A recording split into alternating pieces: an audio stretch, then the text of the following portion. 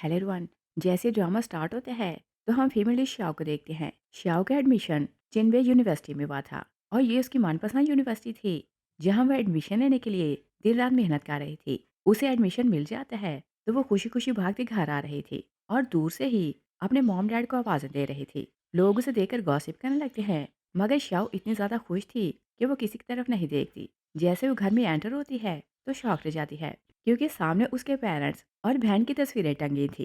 तीनों की डेथ हो चुकी थी। शाओ शौक से जाती है तो बहुत रोने लगती है।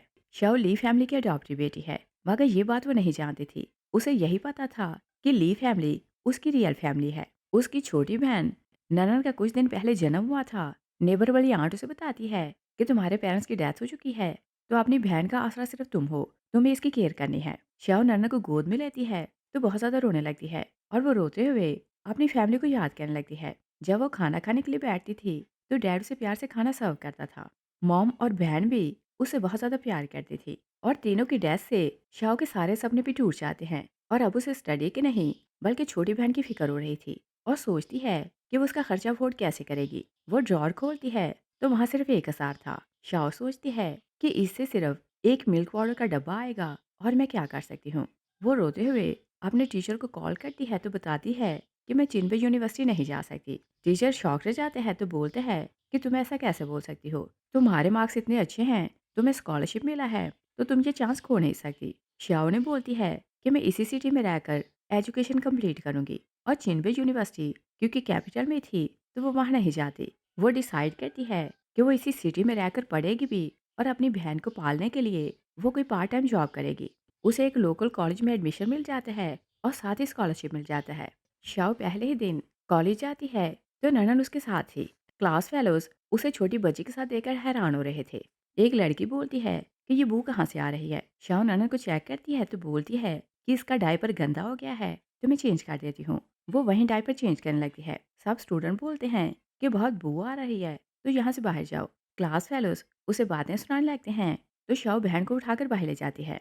क्लास स्टार्ट होती है तो शाओ दरवाजे के पास खड़ी होकर क्लास लेने लगती है और ये उसकी रूटीन बन जाती है कि वो क्लास ऐसे ही लेती थी क्योंकि वो नहीं चाहती थी कि स्टूडेंट डिस्टर्ब हों तो उसे कॉलेज से निकाल दिया जाए। और जब वो लाइब्रेरी जाती, जैसे नैना रोना शुरू करती तो वो उसे लेकर बाहर चली जाती और स्टडी के साथ साथ वो पार्ट टाइम जॉब कर रही थी। उसे एक जगह बर्तन धोने का काम मिलता है। नैना क्योंकि उसके साथ थी तो वो कभी भी रोना शुरू कर देती। आज मालिक बहुत गुस्से में आता है तो श्याओ को बोलता है कि कल से जॉब पर ना आना। वो पैसे फेंक कर चले जाते हैं और बोलते हैं कि आज तक का हिसाब क्लियर हो गया। शाओ पैसे पकड़ कर रोने लगती है और फिर वो ननन को बोलती है कि फिक्र ना करो, मैं तुम्हारी बहन हूँ, मैं हमेशा तुम्हें सपोर्ट करूंगी। और फिर ऐसे 4 साल गुजर जाते हैं। शाओ पढ़ाई के साथ साथ दिन रात अपनी बहन की केयर भी करती थी। उसकी ग्रेजुएशन कंप्लीट हो जाती है तो टीचर उसे अप्रिशिएट करती है और बोलती है कि हम टीचर्स ने खुद देखा कि तुमने कितनी ज़्यादा मेहनत की है और तुम डिजर्व करती हो कि अच्छी लाइफ जियो। वो उसे बताती है कि फू ग्रुप स्पेशल जॉब अनाउंस करने वाला है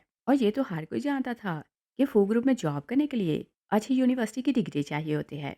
मगर फू ग्रुप उन यंगस्टर को चांस देता था जो पुअर थे मगर ग्रेड्स अच्छे थे। टीचर उसे बोलती है कि तुम भी वहाँ जॉब के लिए अप्लाई करो, अगर तुम्हारी वहाँ जॉब हो जाए तो लाइफ ईजी हो जाएगी। नन्नन बोलती है कि सिस्टर, मुझे विश्वास है कि तुम्हें जॉब मिल जाएगी। नेक्स्ट डे श्याओ जॉब के लिए जाती है। रिसेप्शनिस्ट उसका डाटा चेक करती है तो बोलती है कि सॉरी, ये जॉब आपको नहीं मिल सकती क्योंकि ये स्पेशल जॉब बेआसरा लोगों के लिए है। मगर आपके पेरेंट्स और बहन जिंदा हैं तो आप इस कैटेगरी में नहीं आती। शाह शॉक रह जाती है तो बोलती है कि ऐसा नहीं हो सकता। रिसेप्शनिस्ट उसे पेपर्स निकाल कर देती है तो शाह को ट्रस्ट हो जाता है कि वो लोग जिंदा हैं। वो बहुत सैड होकर रोने लगती है कि आपने मुझे इतना बड़ा झूठ क्यों बोला। वो रोते हुए जा रही थी। वो इधर उधर नहीं देखती तभी मिस्टर फू आता है तो वो एक्सीडेंटली उसे हिट कर देती है और श्याओ नहीं जानती थी कि ये उसका रियल फादर है। वो आंसू साफ करके सॉरी कहती है तो वहां से जाने लगती है। मिस्टर फू उसका फेस देखता है तो वो शॉक्ड हो जाता है क्योंकि जब उसकी वाइफ यंग थी तो बिल्कुल ऐसी दिखती थी। वो श्याओ से पूछता है कि क्या तुम ठीक हो। श्याओ हाँ बोलती है। उसे पेरेंट्स पर बहुत ज्यादा गुस्सा था तो गुस्से में बाहर चली जाती है। मगर मिस्टर फू उसका एक बाल निकाल लेता है। वो रिसेप्शन पर जाते हैं तो पूछते हैं कि इस लड़की के साथ प्रॉब्लम क्या है। वर्कर बताती है कि ये स्पेशल जॉब के लिए अप्लाई करने आई मगर इसे अभी अभी पता चला कि इसके पेरेंट्स और बहन जिंदा हैं। मगर उन्होंने इसे झूठ बोला कि उनकी डेथ हो चुकी है। और सिर्फ यही नहीं, इसकी माँ न्यूबॉर्न बेबी को इसके पास अकेला छोड़ गई। और इसकी लाइफ बहुत मिजरेबल थी क्योंकि इसने स्टडी के साथ साथ अपनी छोटी बहन को भी पाला। मिस्टर फू बोलते हैं कि अगर वो इसके बायोलॉजिकल पेरेंट्स हैं तो इसके साथ ऐसा कैसे कर सकते हैं, और मैं साथ जानकर रहूंगा कि वो इसके रियल पेरेंट्स हैं या फिर अडॉप्टिव हैं। वो अपना एक बाल निकालता है तो असिस्टेंट को दोनों बाल देता है और बोलते हैं कि डीएनए टेस्ट करवाओ। श्याओ ननन को लेकर जा रही थी। वो एक घर के बाहर से गुजर रही थी। वो सडनली अंदर देखती है तो वहाँ उसके पेरेंट्स और सिस्टर थे। वो शॉक रह जाती है। वो वहीं खड़े होकर उनकी बातें सुनने लगती है। सारी फैमिली मजे से खाना खा रही थी और किसी बात को लेकर सेलिब्रेट कर रहे थे। शाओ सोचती है कि मैं और ननन ने 4 साल पेट भर कर खाना नहीं खाया और तुम लोग ऐसी लाइफ गुजार रहे हो। ननन बोलती है कि सिस्टर, अगर मॉम डैड रियल में जिंदा हैं तो हम उन्हें ढूंढते हैं। हमारी लाइफ भी इजी हो जाएगी और हम पेट भर कर खाना खाया करेंगे।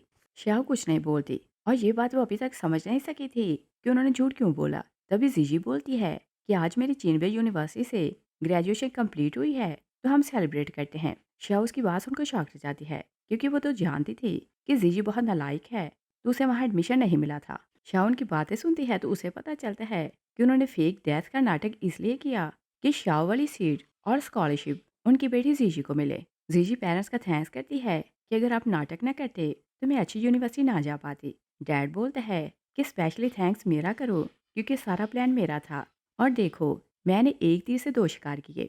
तुम्हारी अच्छी यूनिवर्सिटी से ग्रेजुएशन हो गई और दूसरी बेटी को शाह ने फ्री में पाल दिया। ना हमें उसका खर्चा उठाना पड़ा और ना ही केयर करना पड़ी।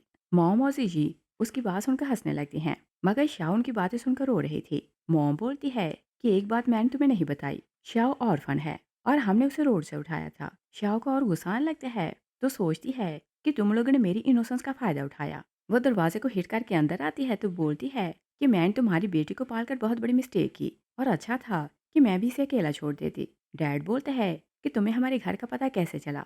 शाओ बोलती है कि तुम लोगों ने मरने का नाटक किया ताकि जीजू को मेरी सीट मिल जाए और मैं तुम्हारी बायोलॉजिकल बेटी नहीं थी, इसी कारण तुम लोगों ने ऐसा भेदभाव किया। मॉम बोलती है कि अगर हमने थोड़ा सा बेनिफिट ले लिया तो क्या हुआ, हमने 18 साल तुम्हारी केयर की है। जीजू ने तुम्हारी सीट ले ली तो यही समझ लो कि 18 साल पालने के बदले ये छोटा सा रिवार्ड था। शाओ बोलती है कि मजाक तो अच्छा है, पहले मेरी सीट अपनी बेटी को दी और मुझ पर छोटी बच्ची का बर्डन डालकर भाग गए। तुम लोगों ने मेरा फ्यूचर बर्बाद किया है तो तुम लोगों के मुंह से रिवार्ड जैसे वर्ड अच्छे नहीं लगते। मेरे साथ साथ तुम लोगों ने ननन का बचपन भी छीन लिया।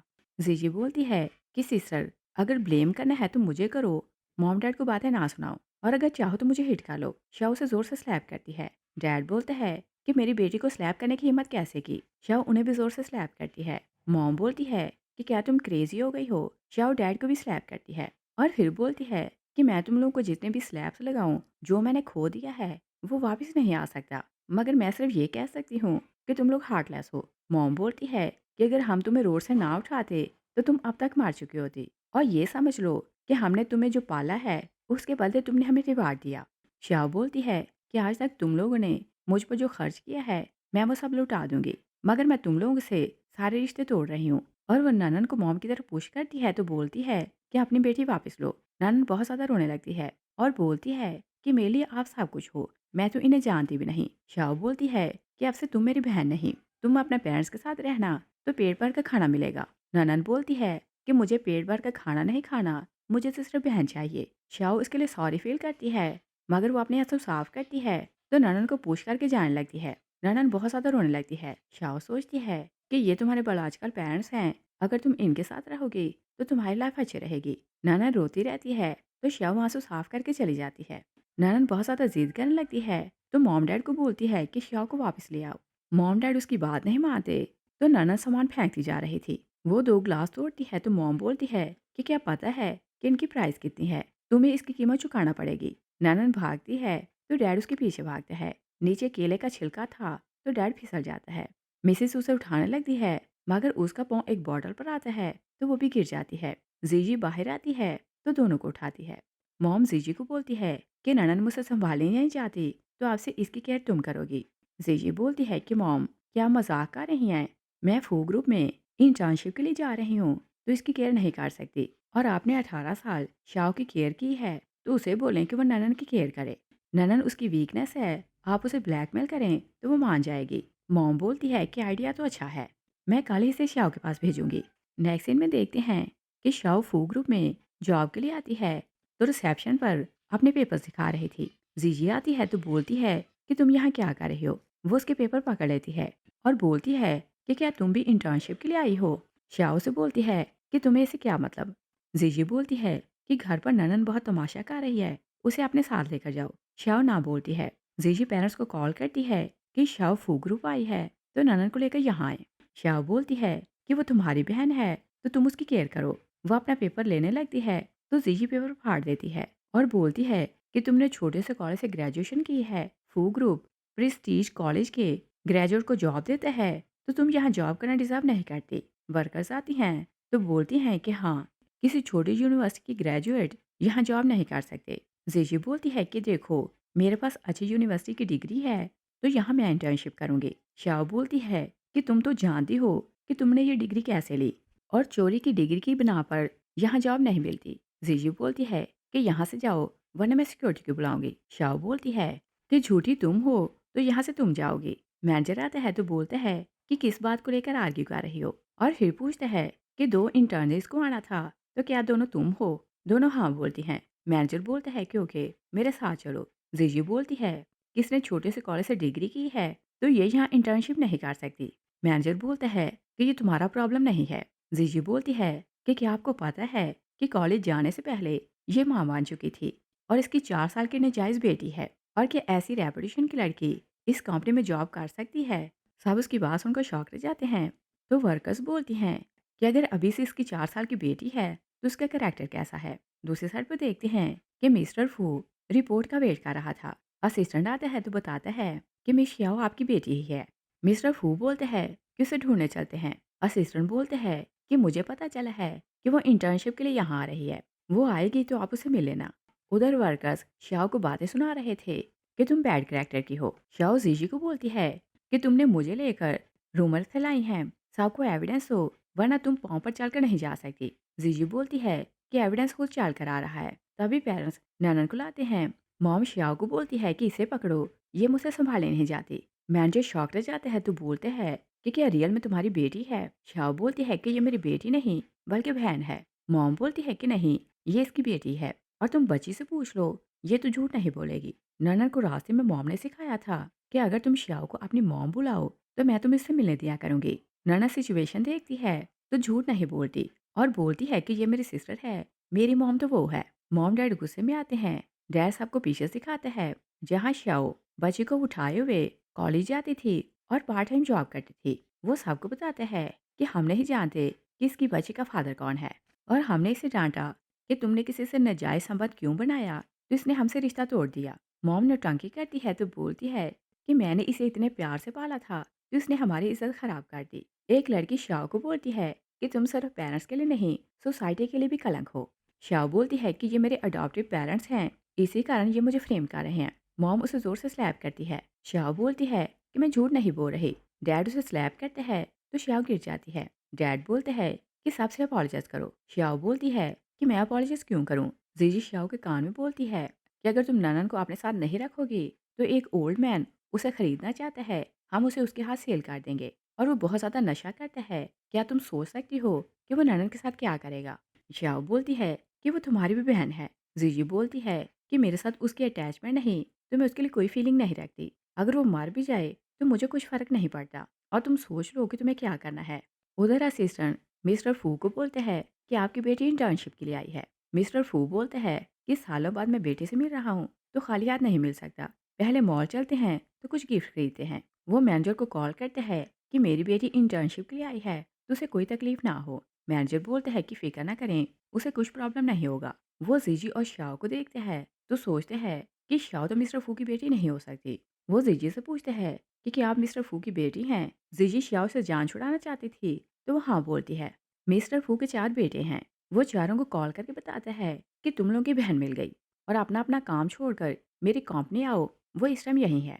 चारों बहन से मिलने के लिए निकल पड़ते हैं और शाओ नहीं चाहती थी कि नैनन को सेल किया जाए तो वो नील डाउन करती है। मॉम नखरे दिखाने लगती है तो बोलती है कि अब ये तुम्हारे साथ नहीं रह सकती और शाओ तो जानती थी कि इस बात का ये मतलब है कि वो उसे सेल करेंगे। वो उसके लिए रोने लगती है और ननन भी बहुत ज़्यादा रोने लगती है कि मुझे सिस्टर के साथ जाना है। चारों भाई कंपनी आते हैं तो बाहर खड़े होकर डैड का वेट करने लगते हैं और वो डिस्कस करने लगते हैं कि मिड टर्म फेस्टिवल आने वाला है, तो इस बार मज़ा आएगा क्योंकि सिस्टर हमारे साथ होगी। और डिसाइड करते हैं कि अब से हम अपनी बहन की रक्षा करेंगे। फोर्थ बोलते हैं कि वो फू फैमिली की इकलौती बेटी है, तो किस में हिम्मत होगी कि उसे बुली करे।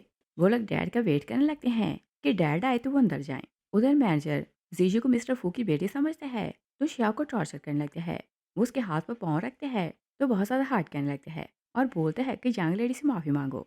शाओ बोलती है कि इसकी साइड लेकर तुम्हें क्या मिलेगा। मैनेजर उसे बालों से पकड़ के स्लैप करते हैं, तो बोलते हैं कि वो रिस्पेक्ट डिजर्व करती है। जीजू बोलती है कि अगर मिस्टर फू को पता चले कि मैनेजर इतना सेंसिबल है, तो वो आपको प्रमोशन देगा। शाओ बोलती है कि नहीं, वो इस जैसे सांप को निकाल देगा। मैनेजर को गुस्सा आता है, तो वो गार्ड्स को बुलाते हैं। गार्ड शाओ को पकड़ लेते हैं। मैनेजर उनके हाथ से डंडा लेते हैं, तो शाओ को हिच करने लगते हैं। उधर मिस्टर फू कंपनी आ रहा था, तो सोचते हैं कि मैं बेटों को साथ लूंगा, तो हम पांचों मिलकर शाओ को वेलकम करेंगे। तभी उसे कॉल आती है कि ओल्ड मैन बेहोश हो गया। मिस्टर फू हॉस्पिटल चले जाते हैं। मिस्टर फू नहीं आता, तो चारों भाई अंदर चले जाते हैं। मैनेजर शाओ को हिच करने लगते हैं, तो बिग ब्रदर बोलते हैं कि ये तुम क्या कर रहे हो। मैनेजर रुक जाता है और वो शाओ के सामने खड़ा हो जाता है। नैना रोते हुए बेहोश हो जाती है, तो शाओ से संभालने लगती है। तभी बिग ब्रदर अपने डैड को कॉल करता है कि आप कहाँ हो। डैड बोलते हैं कि तुम्हारे ग्रैंडपा की हालत ख़राब है, तो मैं हॉस्पिटल आया हूँ। तुम्हारी बहन इंटर्नशिप के लिए आई है, आज उसका पहला दिन है। तुम लोग उससे मिले ना और उसकी केयर करना। वो उसे नाम नहीं बताता। बिग ब्रदर मैनेजर से पूछता है कि मेरी बहन इंटर्नशिप के लिए आई है, तो वो कहाँ है। मैनेजर बोलता है कि आपकी सिस्टर वो है। वो जीजी की तरफ इशारा करते हैं। जीजी बोलने लगती है कि मैं तुम्हारी सिस्टर नहीं हूँ। सेकंड ब्रदर बोलता है कि फाइनली हमने तुम्हें ढूंढ ही लिया। जीजी सोचती है कि क्या इनकी बहन श्याओ है। मॉम डैड एक दूसरे को इशारा करते हैं कि अगर ये रिच लोग हमारी बेटी को अपनी बेटी समझ रही हैं, तो समझने दो। मॉम जीजी को पुश करती है, तो बोलती है तुम सालों बाद अपने भाइयों से मिली हो, तो क्या ऐसे मिलोगी। जीजी भाई को बोलती है कि मुझे तो लगा कि मेरा कोई भी रिश्तेदार नहीं। थर्ड बोलता है कि ऐसा क्यों सोचती हो, तुमने सालों बहुत सफ़र किया है, तो अब तुम्हें कोई हर्ट नहीं करेगा। फोर्थ बोलता है कि तुम्हारे चार भाई हैं, किसी में हिम्मत नहीं कि तुम्हें बुली करे। बिग ब्रदर बोलते हैं कि तुम अपना नाम बताओ। सेकंड ब्रदर बोलते हैं कि भाई क्या आप इसे डरा रहे हैं, और ये पहले इतना डरी हुई है कि कुछ बोल नहीं पा रहे। थर्ड बोलते हैं कि भाई गुस्से का तेज है, इसकी बातों को इग्नोर करना, और जब ये खोई थी तो बहुत छोटी थी, और क्या भले इसे अपना नाम याद होगा। फोर्थ बोलते हैं कि बहन तुम फिक्र न करो, हम घर जाएंगे तो मैं डैड से बिग ब्रदर की कंप्लेन करूंगा। मैनेजर शाओ के सामने खड़ा था, तो कोई उसे देख नहीं पाता। ननन जागती है, तो शाओ उसे उठाकर चेयर पर बिठाती है। बिग ब्रदर मैनेजर को पीछे करते हैं, तो शाओ से पूछता है कि तुम कौन हो, पहले तुम्हें कंपनी में नहीं देखा। शाओ अपना नाम बताती है, तो बोलती है कि मैं इंटर्नशिप के लिए आई हूँ, आज मेरा यहाँ पहला दिन है। बिग ब्रदर हैरान होता है, तो मैनेजर से पूछता है कि आज कितनी इंटर्निस को ज्वाइन करना था। मैनेजर बोलता है कि 2 को, और इसने पहले ही दिन यंग लेडी को अफेंड किया, तो मैं ऐसे एक्सपेल करने वाला था। बिग ब्रदर सोचता है कि मॉम के पास की फोटोज देखें, तो शाओ बिल्कुल वैसे लगती है, और वह कंफ्यूज होने लगते हैं कि शायद शाओ उसकी सिस्टर है। जीजू उसके एक्सप्रेशन नोट कर लेती है, तो बोलती है कि भाई मैंने सालों बहुत सफ़र किया है, अभी हम मिले हैं, तो मेरी बजाय किसी और को क्यों देख रहे हैं। बिग ब्रदर बोलते हैं कि मुझसे दूर रहो, और अभी मैं श्योर नहीं कि तुम मेरी सिस्टर हो के नहीं। फोर्थ ब्रदर बोलते हैं कि भाई लिटिल सिस्टर को डराए नहीं, और उस लड़के को देखें जैसा उसका करेक्टर है, ये हमारी बहन नहीं हो सकती। और फिर वो शाओ को देखकर सोचते हैं कि मॉम जब यंग थी तो बिल्कुल ऐसी देखती थी। वो बिग ब्रदर को बोलता है कि क्या हमने सिस्टर को पहचाने में मिस्टेक कर दी। मिस्टर ली झाट से बोलते हैं कि शाओ तो मेरी बेटी है, मगर जीजू को हमने अडॉप्ट किया था, और अच्छा हुआ कि इसे इसकी फैमिली मिल गई। शाओ बोलती है कि ये क्या बकवास कर रहे हो, मैं तुम्हारी अडॉप्टिव बेटी हूँ, इसी कारण तुमने मेरे साथ इतना बुरा किया। मॉम बोलती है कि इसकी बातें ना सुनो, जीजू बहुत सेंसिटिव और ओबीडिएंट थी, तो हम इसे बहुत प्यार करते थे, और दूसरे हमें ये लगता था कि ये ऑर्फन है, तो इसे ज़्यादा प्यार देते। मगर हमारी बेटी शाओ इससे जेलस थी, तो हर जगह इसका नाम खराब करती है, और अभी ये ऐसा इस कारण बोल रही है कि ये अडॉप्टिव है, कि हम इसे जीजी जितना प्यार नहीं करते। जीजी बोलती है कि सिस्टर पेरेंट्स पर गुस्सा ना करो। शाओ से हिट करती है। थर्ड ब्रदर गुस्से में आता है, तो बोलते हैं कि तुमने मेरी बहन को बुली क्यों किया। जीजी बोलती है कि भाई ये सब जाने दो, और 18 साल से मैं ये सब सहती आ रही हूँ। थर्ड ब्रदर गुस्से में आते हैं, तो शाओ को स्लैप करने लगते हैं। फोर्थ उसे रोक देते हैं। थर्ड बोलते हैं कि ये ईवल गर्ल है, तो मुझे इसे लेसन सिखाने दो।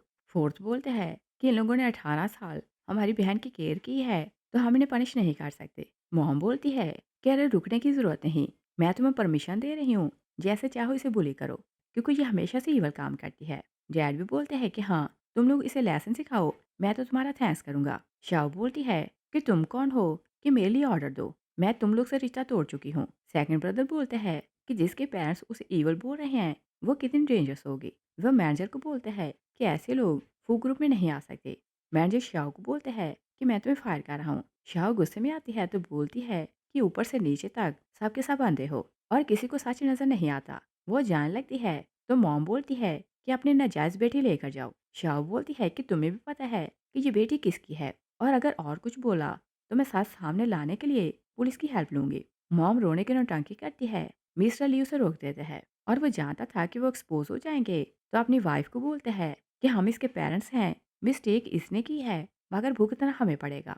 हमने इसे सालों पाला तो इसकी बेटी को भी पाल लेंगे। ननन बोलती है कि सिस्टर मुझे अपने साथ लेकर जाएं, मुझे इनके साथ नहीं रहना। शाह बोलती है कि अभी मेरे पास जॉब नहीं तो तुम्हें सपोर्ट नहीं कर सकती, अभी तुम इनके साथ चली जाओ, जैसे ही मैं फाइनेंशियली स्ट्रांग हो जाऊं तो तुम्हें ले जाऊंगी।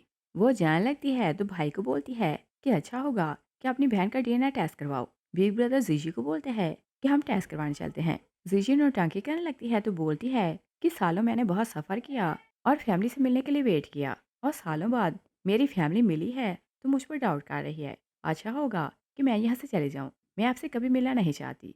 थर्ड ब्रदर उसे रोक लेते हैं तो बिग ब्रदर को बोलते हैं कि ये आप क्या कर रहे हो? डैड ने हमें बोला था कि हम लिटिल सिस्टर की केयर करें, और आप क्या कर रहे हैं? फोर्थ बोलते हैं कि ओके हम लोग घर चलते हैं। जीजी नौटंकी करने लगती है तो बोलती है कि मैं लो फील कर रही हूँ। मॉम बोलती है कि बचपन ही से इसके साथ प्रॉब्लम है कि कोई इसे ब्लेम करता है या बुली करता है, ये प्रेशर में आती है तो उसका ब्रेन काम करना छोड़ देता है। नैना सोचती है कि चाहे मैं कुछ भी बोलूँ, ये फूल्स मेरा विश्वास नहीं करेंगे, और जब टाइम आएगा तो एक्शन लूंगी। जीजी बेहोश होने का नाटक करती है तो भाई उसे घर ले जाते हैं।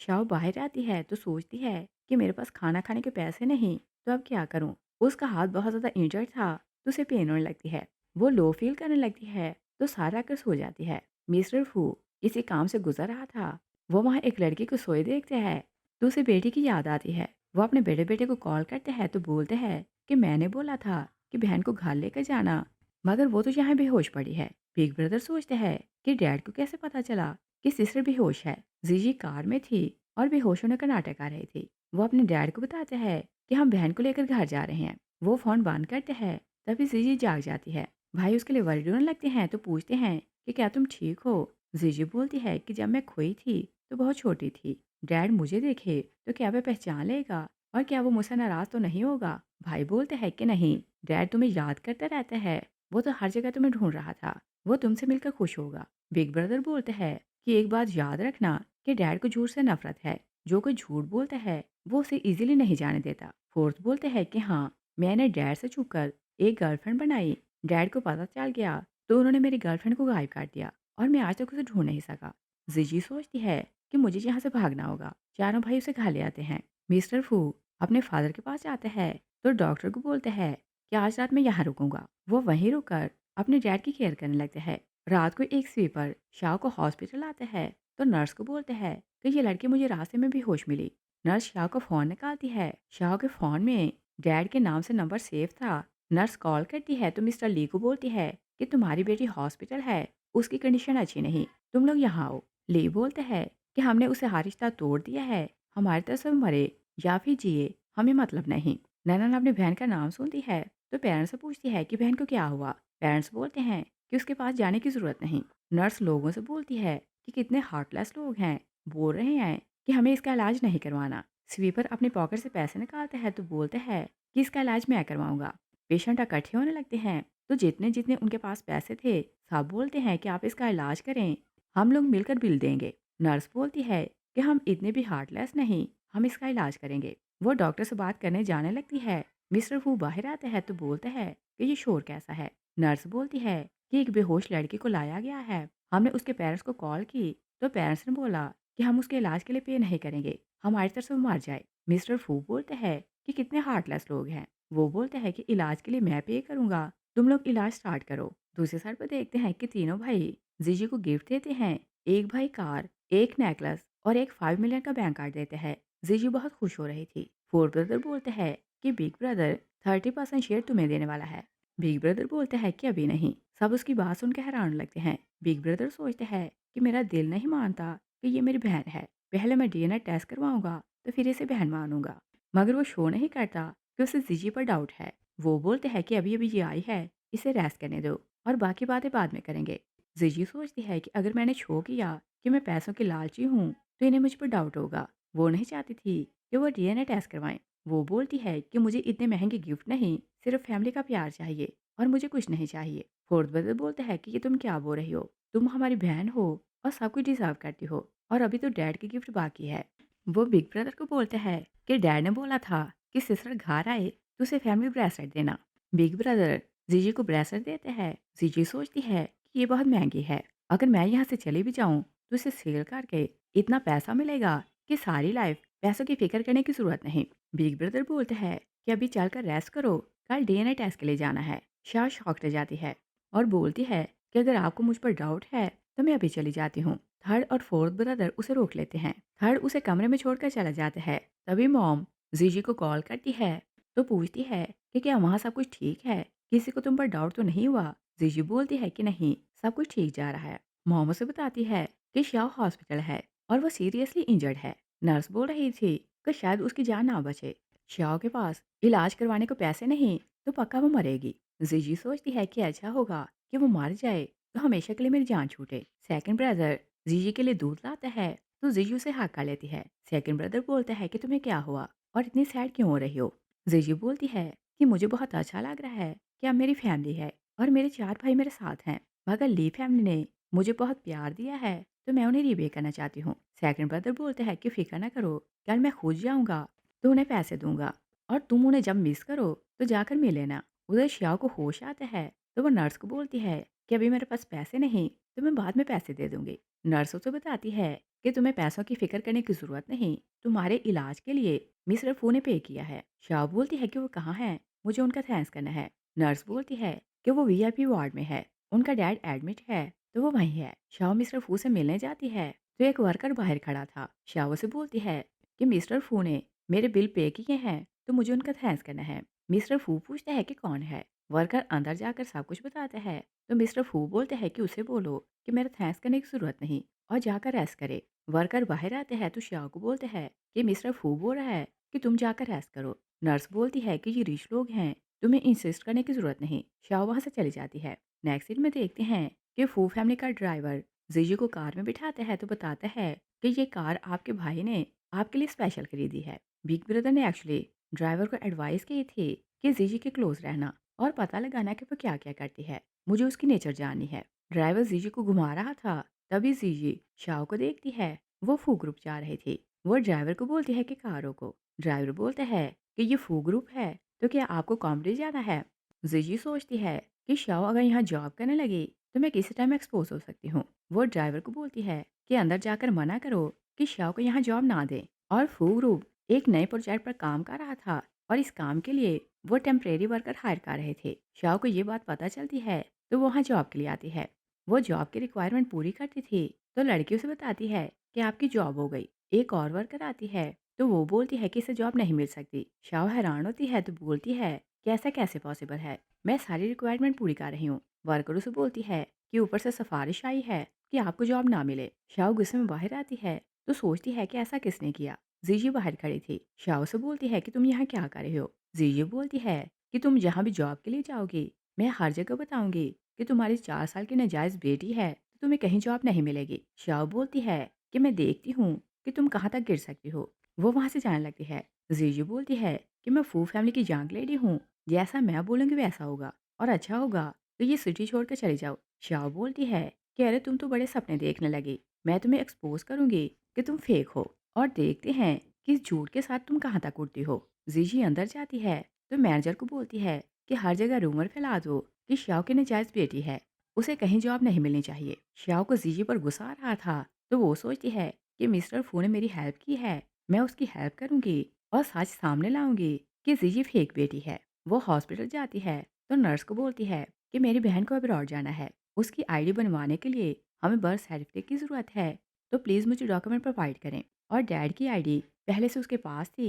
वो नर्स को दिखाती है तो उसे बर्थ सर्टिफिकेट मिल जाता है। वो मिस्टर फू की वार्ड की तरफ जाने लगती है तो बिग ब्रदर बाहर खड़ा था। वो उसे पूछता है कि तुम यहाँ क्यों आई हो। श्याओ बोलती है कि जिसे तुम अपनी बहन समझ रहे हो, वो फेक गर्ल है। बिग ब्रदर बोलते हैं कि तुम्हारे पास क्या एविडेंस है? शाओ उसे बस सर्टिफिकेट दिखाने लगती है। जीजी आती है तो सर्टिफिकेट छीन लेती है। वो उसे फाड़ कर फेंक देती है। बिग ब्रदर बोलता है कि तुम यहाँ क्यों आई हो? जीजी बोलती है कि मुझे पता है कि ये मुझसे जेलस है, तो मुझे फ्रेम करने की कोशिश करेगी। मैं इसका पीछा कर रही थी कि ये कहाँ जाती है और क्या करती है, और आप मेरा ट्रस्ट करें कि आपकी बहन मैं हूँ। शाओ बोलती है कि अगर ऐसा है तो अपना डीएनए टेस्ट करवाओ। बिग ब्रदर बोलते हैं कि तुम आ ही गई हो तो टेस्ट के लिए सैंपल दो। वो ब्लड सैंपल देने के लिए जाने लगती है तो गिर जाती है। शाओ बोलती है कि क्या तुम्हें डर लग रहा है? और जीजी तो जानती थी कि उसकी मॉम ने सब कुछ अरेंज कर लिया है, तो बोलती है कि मुझे भला किस बात का डर। वो अंदर चली जाती है।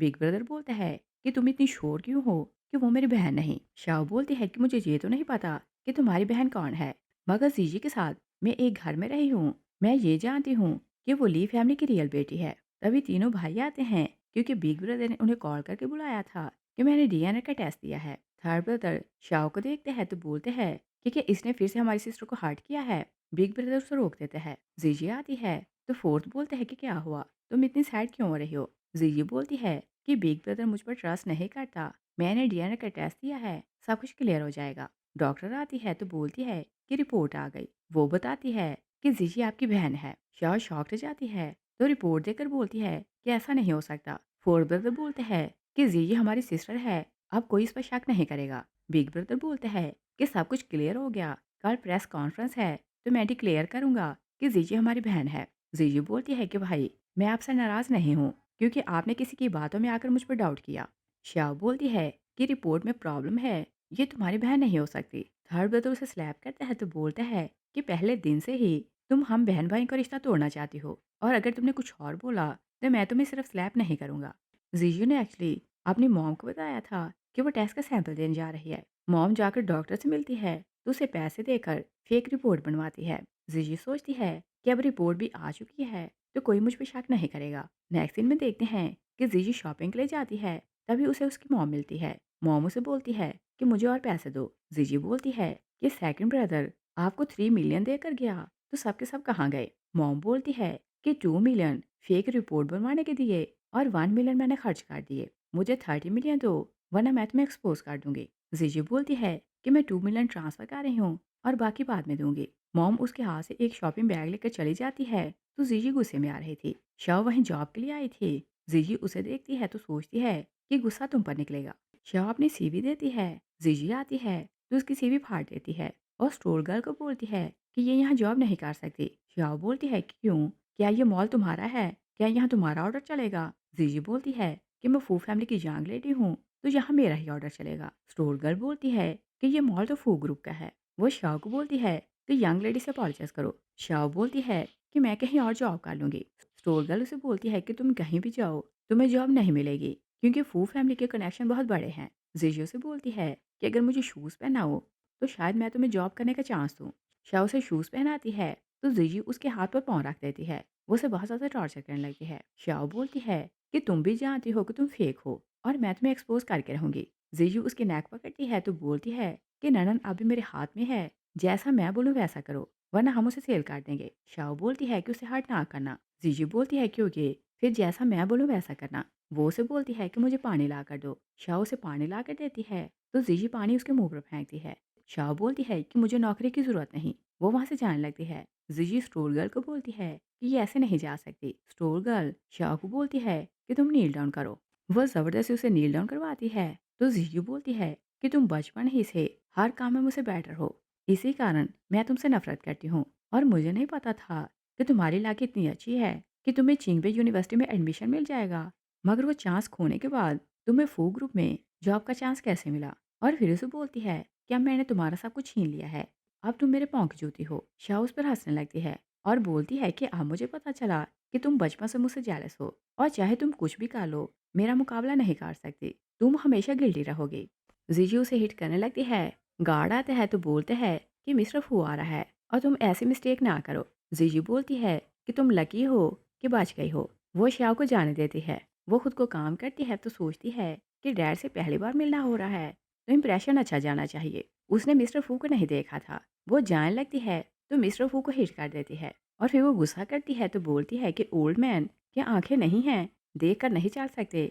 मिस्टर फू बोलते हैं कि क्या तुम्हारे पेरेंट्स ने तुम्हें एजुकेट नहीं किया? क्या बड़ों से बात ऐसे करते हैं? जीजी बोलती है कि क्या जानना नहीं चाहते कि मेरा डैड कौन है? मिस्टर फू बोलते हैं कि जो भी है तुम्हारे जैसा होगा। जीजी बोलती है कि तुमने मेरे डैड को ऐसा बोलने की हिम्मत कैसे की? वो उसे स्लैप करने लगती है तो मिस्टर फू उसका हाथ पकड़ लेते हैं। वो ब्रेसलेट देखते हैं तो बोलते हैं कि ये तुम्हारे पास कैसे आई? जीजी बोलती है कि क्या शॉक रह गए कि मेरी ब्रेसलेट इतनी महंगी है? तुम सारी लाइफ काम करो तो इतना पैसा नहीं जमा कर सकते कि एक ब्रेसलेट खरीद सको। वो रूड़ कर चली जाती है। तभी मिस्टर फू का बड़ा बेटा उसे कॉल करता है तो बताता है कि कल मैं प्रेस कॉन्फ्रेंस करने वाला हूँ तो सिस्टर को साहब से मिलवाऊंगा।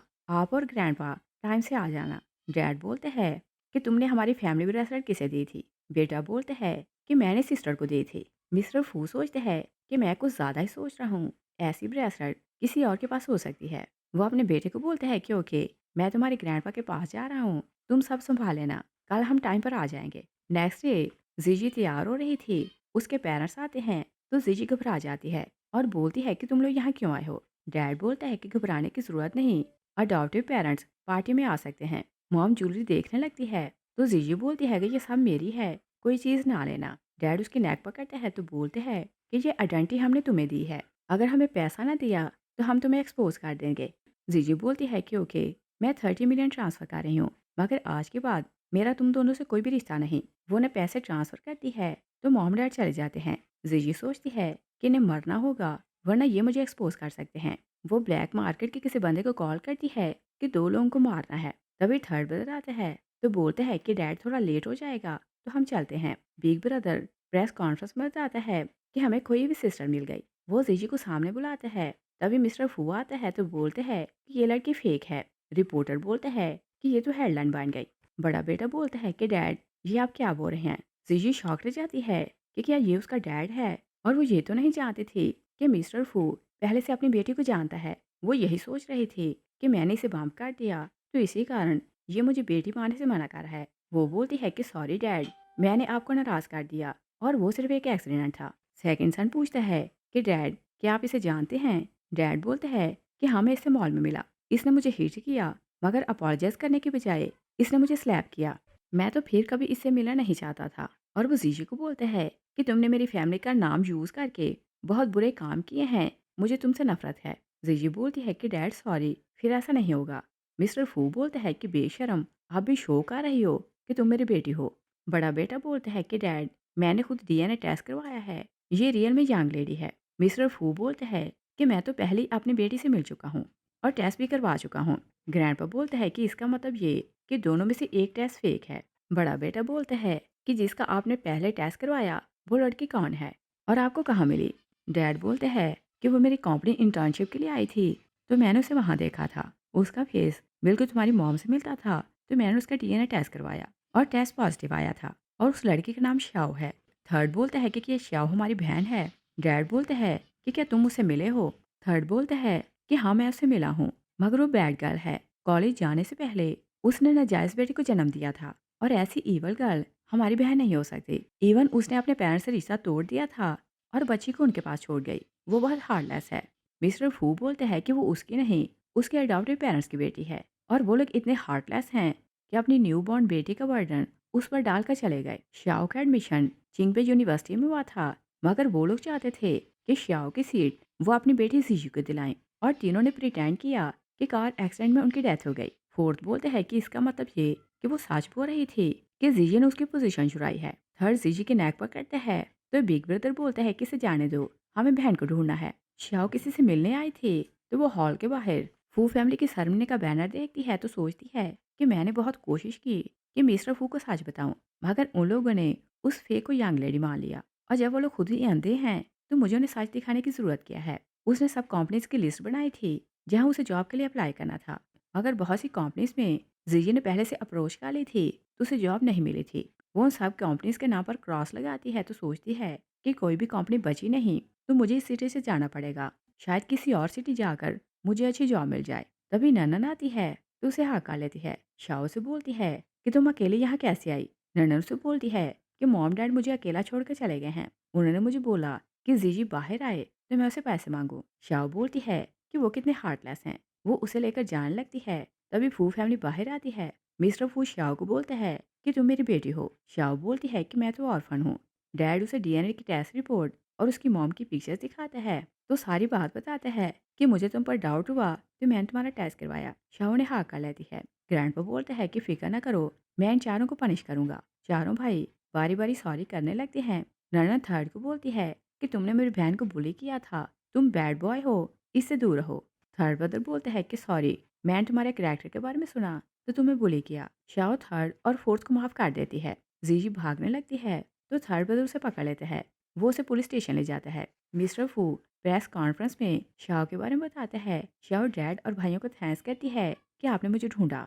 डैड 30% शेयर शाओ के नाम ट्रांसफर करता है। ग्रैंडपा बोलते हैं कि मैं अपने 10% शेयर तुम्हें दे रहा हूँ। बिग ब्रदर बोलते हैं कि मुझे जीजी पर डाउट था कि वो मेरी बहन नहीं और मैंने अपनी बहन के लिए स्पेशल गिफ्ट लिया था। वो उसे क्राउन गिफ्ट करता है। सेकंड ब्रदर डायमंड की ब्रेसलेट देते हैं तो थर्ड बोलते हैं कि मैंने ये कार अपनी बहन के लिए बुक करवाई थी। फोर्थ बोलते हैं कि मैं तो कुछ खरीदा नहीं। वो उसे बैंक कार्ड देते हैं तो बोलते हैं कि जो दिल चाहे खरीद लेना। शाओ मना करने लगती है। बिग ब्रदर कार्ड पकड़ते हैं तो शाओ के हाथ में देता है और बोलते हैं कि ये इसकी पनिश है, किसने गिफ्ट नहीं लिया, तुम इसके सारे पैसे खर्च करना। पांचों बहन भाई हंसने लगते हैं। ननन बोलती है कि सिस्टर, तुम्हें फाइनली तुम्हारी फैमिली मिल गई। शाओ से उठा लेती है तो बोलती है कि तुम भी मेरी फैमिली हो। डैड बोलते हैं कि इसके पेरेंट्स हार्टलेस हैं और तुम दोनों का आपस में बहुत प्यार है तो मैं इसे अडॉप्ट कर रहा हूँ। दोनों बहनें खुश हो जाती हैं। जीजी जेल में थी तो न्यूज़ सुनकर जेलस होने लगती है और सोचती है कि मैंने हमेशा चाहा कि इन दोनों को कुछ ना मिले, मगर इनकी लाइफ तो अच्छी हो गई है और मैंने सब कुछ खो दिया। पुलिस ऑफिसर आता है तो उसे फ़ोन देता है और बोलते हैं कि अपने पेरेंट्स को बुलाओ कि तुम्हारी बेल करवाएं। जीजी मॉम डैड को कॉल करती है तो मॉम बोलती है कि क्या सरमनी हो गई है। जीजी उन्हें सब कुछ बताती है।